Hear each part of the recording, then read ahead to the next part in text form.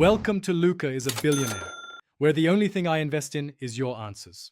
You'll start by preparing both phone and car. Plug a high-quality USB cable into the XUV 3xo's data-capable USB port and into your phone. This initiates the handshake. Make sure your phone runs Android 8.0 or newer and that Android Auto is enabled in settings. This allows apps to mirror safely. Once done, accept prompts on both screens and grant permissions for contacts, messages, and location so navigation and voice work reliably. Once connected, make Android Auto the default projection in the XUV 3xo's infotainment settings so it launches automatically next time.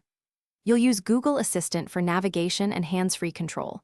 Press the voice button, speak destination or commands, and it will route and announce turn-by-turn instructions. Make sure media apps are authorized on your phone so music, podcasts, and calls appear on the car screen. This reduces distractions and keeps interactions consistent while driving. Finish by verifying both phone and XUV 3xo infotainment firmware are up to date. Updates fix compatibility issues and add stability.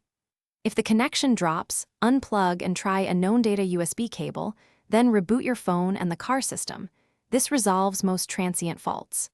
If problems persist, clear Android Auto app data and regrant permissions, and then reconnect. One troubleshooting tip.